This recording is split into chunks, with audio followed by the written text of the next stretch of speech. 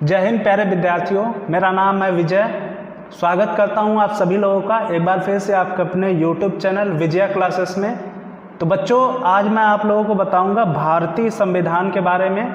ठीक है, तो जो भी आप सभी लोग तैयारी कर रहे हो वनडे एग्ज़ाम की, तो आपके लिए तो बहुत ही ज़्यादा महत्वपूर्ण होने वाला है ये वीडियो, क्योंकि हर एग्ज़ाम हो, चाहे कोई भी एग्ज़ाम हो, उसमें ज़रूर संविधान से एक या दो क्वेश्चन तो रहते ही हैं। बिना संविधान के पेपर बन ही नहीं सकता। बस ये समझ लीजिए कि बहुत ज़्यादा ये इम्पॉर्टेंट है, और जो तैयारी नहीं कर रहे हैं उनके लिए भी ये वीडियो बहुत ज़्यादा महत्वपूर्ण है। उसका कारण ये है कि आजकल आप सभी लोग राजनीति करने चले जाएंगे, राजनीति के बारे में नहीं जानेंगे। ठीक है, ये जो राजनीति है सब, ठीक है, तो इस राजनीति के बारे में आप लोग जानेंगे नहीं, पहले इसके बीच में कूद जाएंगे।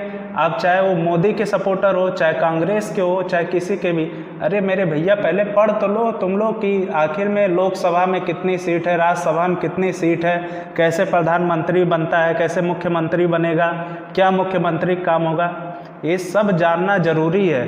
अभी कोई किसी से ही बहस करोगे, पूछ देगा कि विधानसभा का चुनाव क्या होता है, कब होता है, कैसे होता है, सभी चीज़ें अगर जानते रहोगे तो किसी से बहस करोगे, आगे तुम लोग राजनीति कर सकते हो। ठीक है, तो इन्हीं सभी को देखते हुए आप सभी लोग के लिए ये वीडियो बहुत ही ज़्यादा महत्वपूर्ण होने वाला है।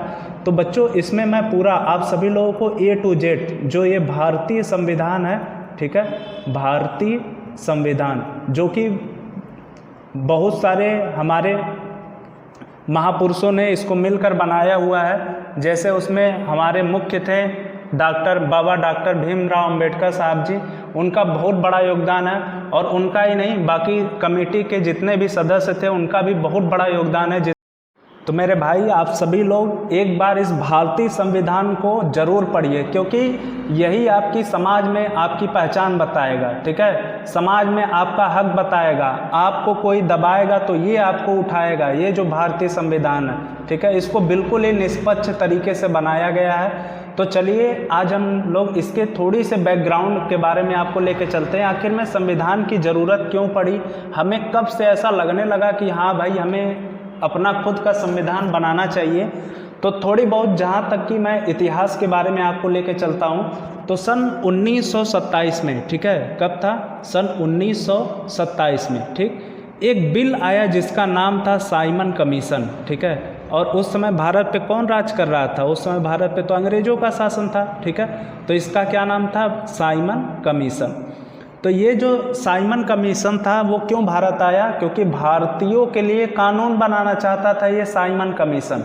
ठीक है, और इत्तेफाक से इसमें बात ये थी, इसकी सबसे बड़ी खासियत ये थी कि इसमें 7 सदस्य थे टोटल। ठीक है, और ये सातों कैसे थे, ये सभी कैसे थे, ब्रिटेन के थे, ये सभी विदेशी। ठीक है, ठीक है, तो अब बताइए, ये सभी लोग आए हैं भारत का कानून बनाने, और भारत का कोई सदस्य इसमें है ही नहीं, सातों के सातों कहाँ के हैं, विदेशी हैं। तो क्या इस कानून को भारत में मान्यता दी जाएगी? बिल्कुल नहीं। आज हम भी कह रहे हैं, कल हमारे जितने भी क्रांतिकारी, हमारे जितने भी महापुरुष जन्म लिए हैं, जिसके कारण आज हम सभी लोग आज़ादी का अनुभव करते हैं, आज़ाद हैं, तो उन सभी लोगों ने भी इसका ज़बरदस्त विरोध किया। ठीक है, इस साइमन कमीशन का। ठीक, तो हमारे जो एक महापुरुष थे लाला लाजपत राय, ठीक है, तो इसी के दौरान उन सभी ब्रिटेन वालों ने, अंग्रेज़ों ने क्या किया, लाठीचार्ज कर दिया, जिसके कारण उनकी मृत्यु हो गई। ठीक है, तो साइमन कमीशन का जब विरोध होने लगा भारत में हर तरफ से, तो ब्रिटेन वालों को लगा कि भाई हम तो इन्हीं लोगों के लिए कानून बनाने के लिए लाए हैं, और यही सभी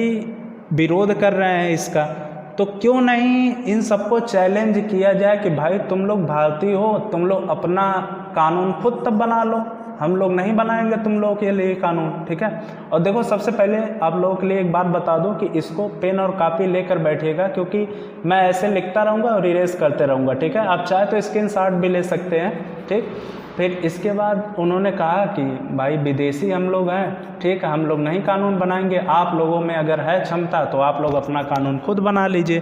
तो इसको जो है नेहरू, ठीक है, उन्होंने इस चैलेंज को एक्सेप्ट किया। क्यों? क्योंकि उस समय की सबसे बड़ी जो पार्टी थी वो कौन सी थी, उस समय की सबसे बड़ी पार्टी सिर्फ एक ही थी, उसका नाम क्या था, कांग्रेस। ठीक है, तो कांग्रेस जो है उस समय की सबसे बड़ी पार्टी हुआ करती थी। तो उसके फिर इसके बाद इस चैलेंज को एक्सेप्ट किया गया, तो इसका प्रारूप किसने बनाया? इसका प्रारूप बनाया मोतीलाल नेहरू, ठीक है। कौन बनाया इसका प्रारूप? मोतीलाल नेहरू। फिर इसके बाद उन्होंने क्या किया कि 9 सदस्यों की एक टीम बनाई और फिर इसके बाद इस समिति ने जो है कि अगस्त 1928 को अपनी रिपोर्ट दे दी, ठीक है। कब दे दी? अगस्त 1928 को। तो इस रिपोर्ट को जो दिया, इसको क्या नाम दिया गया? इसको दिया गया नेहरू रिपोर्ट, ठीक है। क्या नाम दिया गया इसका? नेहरू रिपोर्ट। तो अब ये नेहरू, लेकिन अंग्रेज़ों ने एक बात और कहा था कि भाई नेहरू, कोई भी आप लोग ऐसा कानून बनाइए जिस पर सभी जो भारतीय हैं वो एग्री हों, ठीक है। कोई भी ऐसा भारतीय नहीं होना चाहिए जो इसका विरोध करे। तो उस समय थे यहाँ पर मोहम्मद अली जिन्ना, ठीक है। मोहम्मद अली जिन्ना को क्या चाहिए था? अलग से मुस्लिम लीग चाहिए, मतलब मुस्लिमों के लिए अलग से निर्वाचन की व्यवस्था चाहिए थी। तो उन्होंने इसका क्या किया कि ये नेहरू रिपोर्ट का विरोध किए और इससे असंतुष्ट थे। तब क्या होना था कि भाई अब हम लोग तो गुलाम हैं, और उसी कारण ये नेहरू रिपोर्ट फेल हो गया, ठीक है। तब इसके बाद क्या हुआ कि अब उन्हीं अंग्रेज़ों का बनाया हुआ कानून हमें फिर से चलाना पड़ा। तो फिर ऐसे करते करते मतलब आ गया हम लोगों का सन दूसरा विश्व युद्ध चालू हो गया, ठीक है। दूसरा विश्व युद्ध कब स्टार्ट हुआ था? तो दूसरा विश्व युद्ध 1939 के आसपास इसी में स्टार्ट हो गया था। तो इसके स्टार्ट होने के कारण जो अंग्रेज़ थे वो सब तो ब्रिटेन वाले विश्व युद्ध में अपना व्यस्त हो गए। तो यहाँ की सत्ता को देखने के लिए वो सभी क्या थे? बेबस थे, थोड़ी बहुत देख पाते थे। और यहाँ से भी इसी का लाभ लेते हुए हमारे जो गांधी जी हुए और फिर और आंदोलनकारी जितने भी थे सभी लोग महापुरुष थे, ये सभी लोगों ने इसका बिल्कुल भरपूर फ़ायदा उठाया और इसी समय अपने आंदोलन को और तेज कर दिया, ठीक है। तो अंग्रेज़ों ने भाई अब तो उधर भी बिजी हो गए। तो सन 1940 में उन लोगों ने, अंग्रेज़ों ने थोड़ी बहुत अपना मूड चेंज करने लगा। उन लोगों ने कहा कि अब तो भारत में हम लोगों को, इन लोगों को अलग एक संविधान दे देना चाहिए। मतलब ऐसे आपस में ये सभी लोग अपने में बात करने लगे।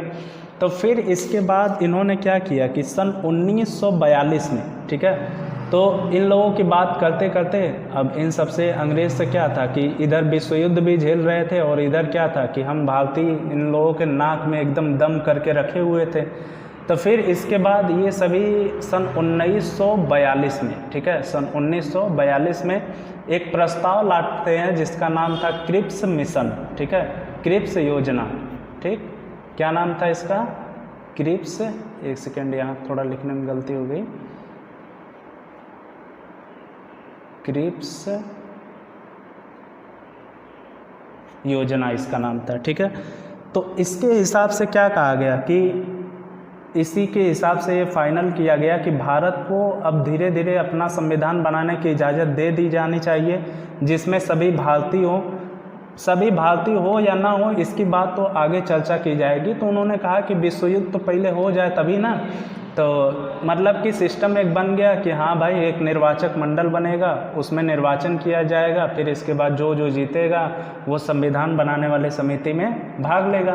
तो फिर इसके बाद आता है सन 1946 में, ठीक है। सन 1946 में क्या आता है? कैबिनेट मिशन योजना, ठीक है। तो ये क्वेश्चन बहुत बार पूछता है कि किस योजना के तहत भारत का जो संविधान का निर्वाचक मंडल बनाया गया, तो यही इसका आंसर होगा कैबिनेट, ठीक, मिशन योजना। अब इस योजना के तहत तो क्या किया गया ना कि जो बताया गया कि हाँ, भारत में संविधान बनाने के लिए एक निर्वाचक मंडल बैठाया जाएगा, उसमें सभी प्रांतों से प्रतिनिधि चुने जाएंगे, वही संविधान बनाने में भाग लेंगे। तो ठीक है, ऐसा इस प्रस्ताव को इसी के अकॉर्डिंग उसको एक्सेप्ट कर लिया गया, स्वीकार कर लिया गया, ठीक है। तो फिर इसके बाद अब हम लोग आते हैं संविधान सभा के चरण, ठीक है। तो हम लोगों की जो संविधान बना हुआ है वो कितने चरणों में बना, ठीक है। तो हम लोगों का जो संविधान बना है वो टोटली कितने चरण में बना है? 3 चरणों में, ठीक है। ऐसा नहीं कि एक बार से बैठक हुई बस संविधान बनकर तैयार हो गया। बहुत ज़्यादा मतलब उसमें समय भी लगा और एक से एक जो हमारे महापुरुष पढ़े लिखे लोग थे वो सभी लोगों ने कम से कम 60 देश, ठीक है, कितने देश थे, 60 देश का संविधान पहले देखा उन लोगों ने, ठीक है, और उसके जो प्रारूप था उस पर 114 दिन तक उन लोगों के बीच आपस में बहस चलती रही कि हाँ भाई इसका ये हमारे देश का प्रारूप ऐसा रहेगा वैसा रहेगा। और फिर 60 देशों का संविधान देखा कि इसमें क्या अच्छाइयाँ हैं क्या बुराइयाँ हैं, हमारे भारतीय नागरिकों पर ये कैसे अप्लाई हो सकता है। तो उसी के हिसाब से इन्होंने इस संविधान को डिज़ाइन किया, ठीक है। तो फिर इसके बाद चलिए आइए देख लेते हैं। तो इसमें टोटल कितने चरण अभी हमने बताए, तो संविधान सभा में 3 चरण थे। तो फर्स्ट जो था इसको बोलते हैं प्रथम चरण, ठीक है। तो प्रथम चरण कब से कब तक था, तो ये था 6 दिसंबर, ठीक है, 6 दिसंबर से 6 दिसंबर 1946 से लेकर कब तक था, 14 अगस्त 1947 तक चला, ठीक है। ये तो पहला चरण हो गया। इसके बाद हम लोग देखते हैं कौन सा, इसका दूसरा चरण। तो दूसरे वाले में क्या कब से शुरू होगा, अब 14 अगस्त तक तो ख़त्म ही हो गया, तब इसके बाद कब शुरू होगा, 15 अगस्त से, ठीक है। तो 15 अगस्त 1947 से लेकर 26 नवंबर, ठीक है, 26 नवंबर 1949 तक चला। फिर इसके बाद आया तीसरा चरण, ठीक है। तो कौन सा चरण है ये, तीसरा। और यहाँ पर कौन सा था, ये था दूसरा ऐसे रोमन में भी लिख दिया हूँ। तो ये तीसरा चरण था, ये कब से चला था, ये चला था आपका 27 नवंबर, ठीक है, 27 नवंबर 1949 से लेकर मार्च 1952 तक चला था। तो सभी लोग आप लोग इसका स्क्रीनशॉट ले सकते हो, पूछता भी है कभी कभार पेपर में, वैसे बहुत ज़्यादा नहीं पूछता है, लेकिन पीसीएस वगैरह के एग्ज़ाम में ये सभी चीज़ें पूछी जा सकती है, ठीक है। तो फिर इसके बाद चलिए आइए और इसके बारे में हम लोग आगे देखते हैं। और इसमें पूछता है कि इसके प्रारूप समिति के अध्यक्ष कौन थे, इसके संघ शक्ति समिति के अध्यक्ष कौन थे, ठीक है, और इसके प्रांतीय संविधान समिति के अध्यक्ष कौन थे। तो आइए हम आपको पहले वो सभी अध्यक्ष का नाम लिखवा देता हूँ और कौन कौन सी समिति बनी थी उसको मैं लिखवा देता हूँ यहाँ पे, ठीक है, जो कि यहाँ से भी क्वेश्चन पूछे जाते हैं, बहुत ही ज़्यादा इम्पॉर्टेंट है। और यहाँ पर जो एक चीज़ और मैं बताना भूल गया था, तो कैबिनेट जैसे संविधान बनाने में कुल कितने लोगों का निर्वाचन होना था, वो टोटल होना था 389 लोगों का, ठीक है। इस 389 में से जो है 292 कहाँ के रहने वाले थे, ये थे ब्रिटिश, एक सेकेंड,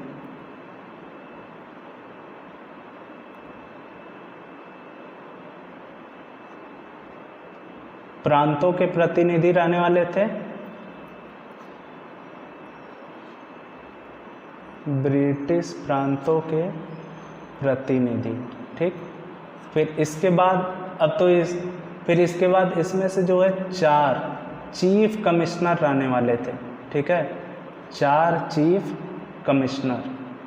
देखो बच्चों, मैं संविधान में पूरी पॉलिटी पढ़ा दूंगा, इसमें से एक भी कोई शब्द छूटने वाला नहीं है।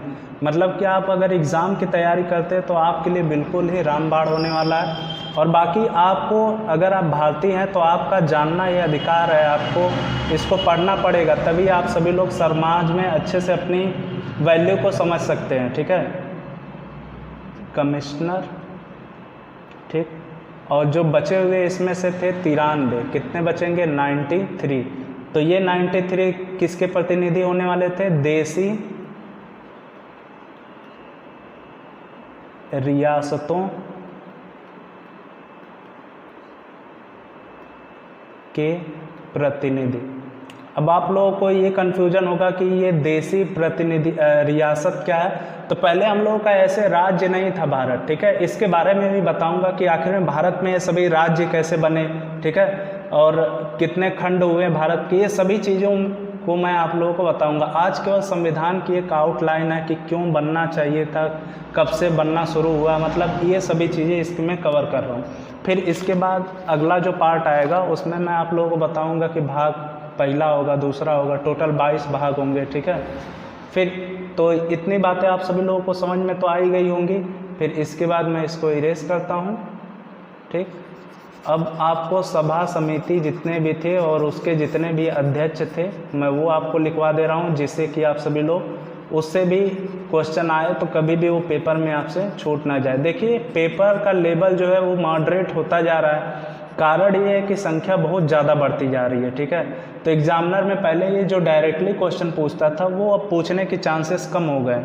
अब उसी क्वेश्चन को पूछेगा तो घुमा फिरा के पूछेगा, ठीक है, जिससे कि बच्चा कंफ्यूज हो जाए हमेशा, ठीक। तो सबसे बड़ी जो समितियां हैं और उनके अध्यक्ष, तो एक साइड हम लोग क्या लिखते हैं, इधर लिखेंगे हम लोग समिति, ठीक है, इधर हम लोग क्या लिखेंगे समिति, और इस साइड हम लोग लिखेंगे उनके अध्यक्ष, ठीक। फिर इसके बाद समिति में पहली कौन से थे, संघ शक्ति समिति, ठीक, संघ शक्ति समिति, और इसके अध्यक्ष कौन थे, पंडित जवाहरलाल नेहरू, ठीक है। तो इसको हम शॉर्टकट में ऐसे लिख दे रहे हैं पीटी नेहरू, ठीक। फिर इसके बाद हम लोग दूसरा देखते हैं, तो दूसरा कौन सी समिति थी, संघीय संविधान समिति, संघीय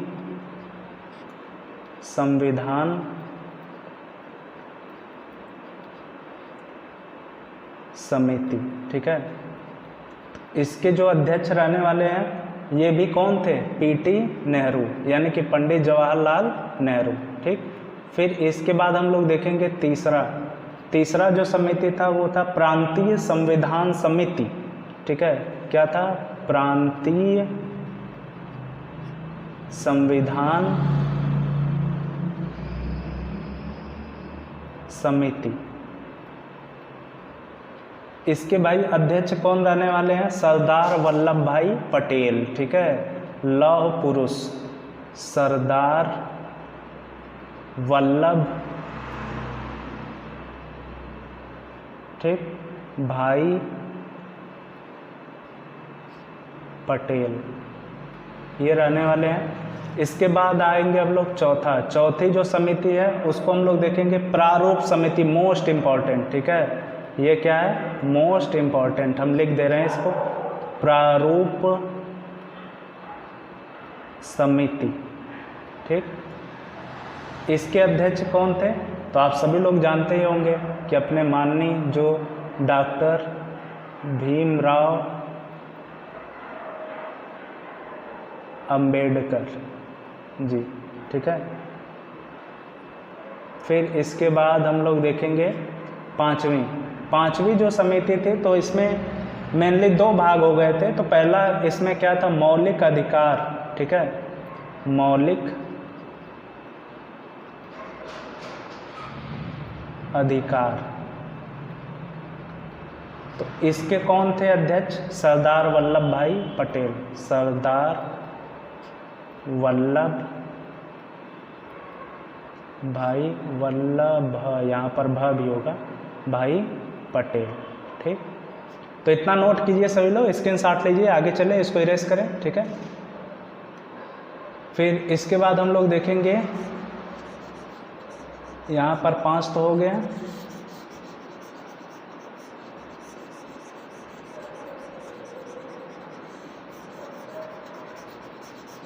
ठीक है। आप सभी लोग अगर अच्छा लगेगा तो इस वीडियो को ज़रूर शेयर कीजिएगा, क्योंकि आप सभी लोग राजनीति तो करने जाते हैं लेकिन राजनीति के बारे में अगर अच्छे से नहीं जानेंगे ना तो फिर अगला आदमी आपका मजाक उड़ा के चला जाएगा, ठीक है।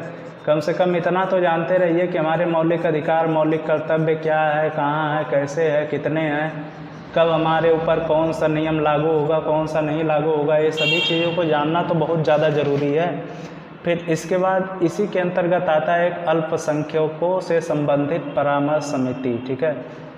क्या है, अल्पसंख्यकों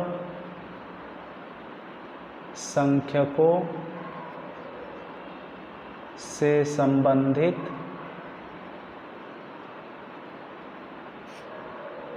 परामर्श समिति।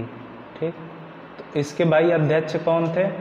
तो इसमें जो है ना कि 2 पार्ट बट गए। ठीक है, तो इसका जो फर्स्ट पार्ट है और यहाँ पर एक इसी का सेकेंड पार्ट भी है। ठीक, तो इसका फर्स्ट पार्ट क्या है? मौलिक अधिकार उप समिति। मौलिक अधिकार, देखिए आपका एक भी क्वेश्चन छूटे ना, इसीलिए हम आपको इतना ज़्यादा गहराई में बता रहे हैं, लेकिन आपको गारंटीड है कि आपको पूरे यूट्यूब पर इतना ज़्यादा मतलब डिटेल में जल्दी नहीं बताया जाएगा। ठीक है, तो मौलिक अधिकार उप समिति। ठीक, तो इसके कौन थे? JB कृपलानी। JB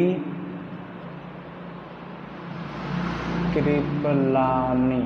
ठीक, फिर इसके बाद इसी का दूसरा पार्ट है अल्पसंख्यक उप समिति। अल्पसंख्यक उप समिति। ठीक, और आपको ये भी बता रहा हूँ कि जितना मतलब मैं पढ़ाऊँगा अभी, जितने भी भाग शुरू होंगे उन सभी भाग को पढ़ाऊँगा भी मैं, और याद भी कौन कराएगा? मैं ही कराऊँगा। ठीक है, तो आप सभी लोग केवल बस वीडियो को देखते हुए लास्ट तक, अगर आपको पसंद आए तो अपने दोस्तों तक ज़रूर इसको पहुंचाते रहिएगा, जिससे वो भी इससे जानकारी प्राप्त कर सके। ठीक है, तो इसके हैं HC मुखर्जी। ठीक है, HC मुखर्जी। फिर इसके बाद हम लोग देखेंगे 6वां। ठीक, ये तो 5वें के पार्ट थे सभी। तो प्रक्रिया नियम समिति। प्रक्रिया नियम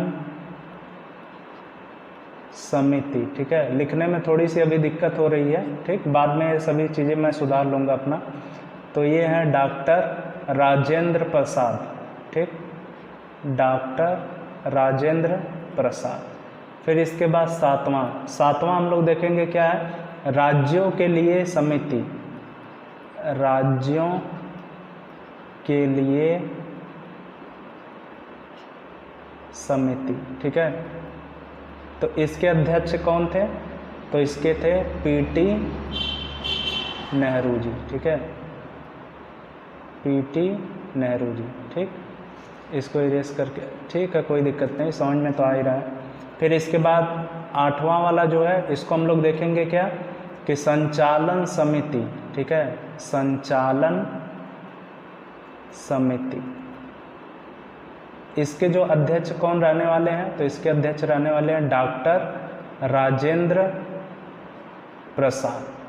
ठीक, तो इतने मतलब समितियां थी और इतने अध्यक्ष थे। ठीक है, तो आई होप कि इसमें से तो कोई क्वेश्चन अब आपका छूटने वाला है नहीं। ठीक है, तो इसको हम इरेज करके अब बताते हैं आप सभी लोगों को कि जो हम लोगों का भारतीय संविधान बना हुआ है। ठीक है, तो इसको कितने अगर बना हुआ है तो इसमें कुछ तो दिन लगे हुए होंगे। ऐसा थोड़ा नहीं कि आज बोला गया कि हाँ भाई संविधान बना लीजिए, कल बना के दे दिए कि लीजिए संविधान बन गया। ठीक, जब बताए अभी कितने देश, इसमें कितने देशों का संविधान देखा गया? 60 देशों का। ठीक है, और सिर्फ प्रारूप इसका बनाने के लिए कितने दिन लगे? 114 दिन लगे थे। ठीक है, तो सोचिए कि कितना मतलब कि सभी चीज़ों को, सभी भारत के सभी नागरिकों के हित में ये संविधान बना होगा अगर इतना समय लगा हुआ है। और ये बता दो कि दुनिया का सबसे बड़ा क्या है? संविधान है। ठीक, इससे बड़ा लिखित संविधान किसी और देश का नहीं है। ठीक है, और सबसे मतलब कि बहुत ही अच्छा ये भारतीय संविधान है। इसकी जितनी भी तारीफ की जाए उतना ही कम है। ठीक, तो अब हम लोग देखते हैं इसको बनाने में दिन कितने लगे। ठीक है, दिन कितने लगे, कितने साल लगे, ये सभी। ठीक, तो इसको बनाने में 2 साल। ठीक है, 2 साल का मतलब 2 वर्ष 11 माह, मतलब 11 महीना, और टोटल 18 दिन लगे थे। ठीक है, तो ये सभी आप सभी लोग इसको याद कीजिएगा। कितने दिन लगे, कितने वर्ष लगे? 2 साल लगे, 11 महीने लगे और 18 दिन लगे हुए हैं। ठीक है, फिर इसके बाद हम लोग देखेंगे प्रारूप समिति। ठीक है, जब सभी पूरा संविधान बन गया तो इसको पेश करने के लिए कोई चाहिए ना, तो इसको पेश करने के लिए कौन गए थे? डॉक्टर भीमराव अंबेडकर साहब जी। ठीक है, तो वो संविधान सभा के समक्ष, ठीक, किसके समक्ष? संविधान जो सभा बनाई गई थी जिसमें 389 इतने पूरे मेंबर थे, तो इन्हीं के समक्ष एक मतलब बिल प्रस्ताव एक अपना दिया। उस प्रस्ताव का क्या नाम था? The constitution as settled by the assembly be passed. ठीक है, तो ये भी एग्ज़ाम में पूछा जाता है। तो इसी प्रस्ताव को पेश किया और कब? 26 नवंबर।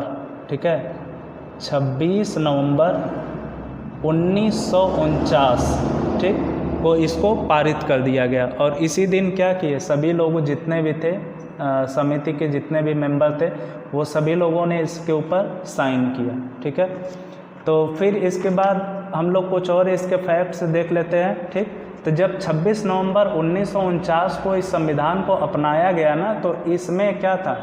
इस संविधान में क्या क्या था? प्रस्तावना थी। ठीक है, इसको थोड़ा सा मिटा के यहाँ पे लिखते हैं, एक सेकेंड।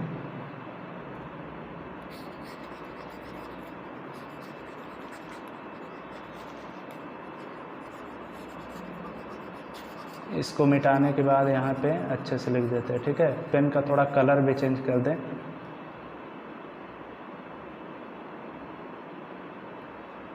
चलिए, तो जब भी 26 नवंबर 1949 को जब हमारा संविधान आंशिक रूप से लागू हो गया, मतलब एक्चुअल में क्या लागू होना था ना कि 26 जनवरी को। ठीक है, क्योंकि 26 जनवरी 1930 को पहले वो फहराया गया था। ठीक है, झंडा। तो वो जब इतिहास का लेक्चर हम बताएंगे तो उसमें बताएंगे आप सभी लोगों को। बस ये यानी 26 नवंबर 1949 को जब भारत का संविधान पेश हुआ तो उसमें क्या क्या था? ठीक, तो पहला नंबर पे क्या था भाई? उसका प्रस्तावना। ठीक है, संविधान में क्या थी? प्रस्तावना था। फिर इसके बाद हम लोग देखेंगे इसमें भाग थे टोटल, तो कितने भाग थे? 22 भाग थे। ठीक, फिर इसके बाद इसमें कुछ अनुच्छेद भी थे ना, तो इसमें कितने अनुच्छेद थे? तीसरे नंबर पे 395 अनुच्छेद। ठीक है, 395 अनुच्छेद थे। और इसमें टोटल अनुसूचियाँ, तो अनुसूचियाँ कितनी थी? तो 8 अनुसूची थी। ठीक, तो सभी के बारे में मैं डिटेल में बताऊंगा कि आखिर में ये प्रस्तावना क्या है, भाग क्या है, अनुच्छेद इसका क्या है, अनुसूची क्या है। ठीक, 22 भाग है, 395। जैसे मान लीजिए कोई किताब होती है, एक हम लोग ऐसे मान लीजिए कि ये किताब ले। ठीक है, सभी लोग किताब पढ़ते हैं, तो इस किताब को आप ऐसे समझ सकते हैं इन सबको कि लगभग, देखिए संविधान में तो ऐसा है नहीं, लेकिन आपको इमेजिन करा रहा हूँ सिर्फ कि 395 इसमें पेज हैं। ठीक है, कितने पेज हैं टोटल? 395। और इसके अंदर हर एक, तो जैसे मान लीजिए कोई लेसन होता है, हम लोग पढ़ते हैं किसी भी बुक का कोई लेसन, तो वो लेसन 4-5 पेज तक जाता है, मतलब 5-6 पेज जाता है। फिर इसके बाद वो लेसन ख़त्म हो जाएगा, फिर दूसरा लेसन शुरू होगा। तो ऐसे ही टोटल मान लीजिए लेसन कितने हैं? सभी 22 हैं। ठीक है, और उसमें भी इन सभी 22 लेसन में तो एक लेसन अगर शुरू होगा तो 4-5 पेज तक जाएगा, तो मतलब कि एक भाग में कुछ अनुच्छेद आएंगे ना, फिर इसके बाद दूसरा भाग शुरू होगा तो उसमें भी उसके अंतर्गत भी कुछ अनुच्छेद आएंगे। तो ऐसे ही टोटल करते हुए कितने भाग हैं? 22 भाग थे तब, और अभी के समय 25 भाग हैं अगर टोटल को मिला दिया जाए तब। ठीक है, और अनुसूची कितनी है? 12 अभी अनुसूची हो गई है। ठीक, लेकिन पहले जब ये संविधान लागू हुआ था, यानी कि 26 नवंबर 1949 की हम बात कर रहे हैं, तो इसमें कितने अनुसूची थी? सिर्फ 8 थी। ठीक है, तो ये भी क्वेश्चन एग्ज़ाम में पूछा जाता है। ठीक, फिर इसके बाद इसमें इसके कुछ भाग जो है 26 नवंबर 1949 को ही लागू कर दिए गए, और बाकी जो शेष थे, मतलब पूरी तरीके से अगर पूछेगा कि संविधान कब लागू हुआ, तो संपूर्ण रूप से लागू हुआ हम सभी लोग जानते हैं 26 जनवरी सन 1950। ठीक है, 26 जनवरी सन 1950 को। अब हम लोग देख लेते हैं, एक ही और इसका बेसिक बात बची हुई है। ठीक, तो क्या बची है? आखिर में संविधान बना है तो भाई कुछ खर्चा तो आया होगा, इसमें कुछ पैसा वैसा तो लगा ही होगा। तो वही हम लोग देखते हैं कि आखिर में इसके अंतर्गत कितना पैसा लगा हुआ है। कि तब जाकर हमारा ये संविधान इतना बनकर तैयार हुआ। ठीक है, सदस्य बता चुके हैं, इसकी अनुसूची बता चुके, भाग बता चुके, सभी चीज़ें, इसका थोड़ा बहुत इतिहास भी बताया आप सभी लोगों को। बस यही इसका खर्च देख लेते हैं। वैसे एग्ज़ाम में नहीं पूछता है, लेकिन आप सभी लोग जान लेंगे तो ठीक रहेगा थोड़ा। तो इसके बनाने में सिर्फ संविधान के 63 लाख, ठीक है, 63,93,000, ठीक, 63,93,729 रुपये खर्च हुए थे। ठीक है, तो इतने रुपए इस संविधान को बनाने के लिए खर्च हुए थे। ठीक, तो देखिए ये सभी बातें आपको अदर जगह नहीं मिलेंगी, कम से कम ये सभी चीज़ें जानते रहेंगे। अगर किसी चीज़ को आप जड़ से जानेंगे तो क्वेश्चन जब भी आएगा तो इसी के बीच से आएगा ना। और क्वेश्चन का कोई भी भरोसा नहीं है, कोई भी गारंटी नहीं है कि ये ना पूछे। कहीं पर ये तो लिखा नहीं है कि मैं एग्ज़ाम में ये नहीं पूछूंगा। उसमें टॉपिक दे देगा कि भाई संविधान आपको पढ़ना है, तो संविधान में तो ये भी पूछ सकता है कि भाई 63 लाख लगा था कि 65 लाख लगा था कि 68 लाख लगा था, कुछ भी पूछ सकता है। ठीक है, तो इसीलिए हमें संविधान का कुछ भी नहीं छोड़ना है। ठीक है, तो जैसा कि मैं बता ही दिया हूँ आप सभी लोगों को कि 60 देशों का संविधान लिया गया है, तो भाई उसको देखा गया होगा ना सभी संविधान का, और जो जो चीज़ें उनमें से अच्छी लगी होंगी जिस जिस देश की, उसको निकाल कर अपने संविधान में उसको इंक्लूड कर लिया गया होगा। ठीक है, तो अब हम इसके बाद वाला जो लेक्चर बताएंगे तो यहाँ भाग से शुरू करेंगे। ठीक है, तो इसी के अंतर्गत आप सभी लोगों का आएगा कि अनुसूचियाँ, जब ये भाग पढ़ाएंगे तो इसी के अंतर्गत कौन आएगा, अनुसूची। ठीक, फिर इसके बाद आप सभी लोग केवल हमारे साथ बने रहिए। आप सभी लोगों को बहुत ही इंटरेस्टिंग तरीके से इस पूरे लेसन को पढ़ाऊँगा। पूरी पॉलिटी, पूरा संविधान जो है ख़त्म हो जाएगा। आप सभी लोगों को रट्टा मारने की बिल्कुल भी नौबत नहीं आएगी। बहुत ही बेहतरीन तरीके से आप सभी लोगों को याद कराऊंगा।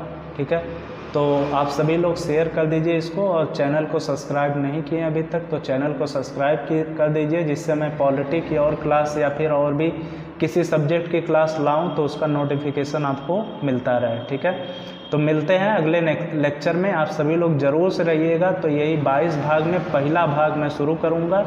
ठीक है, तब तक के लिए आप सभी लोगों को जय हिंद।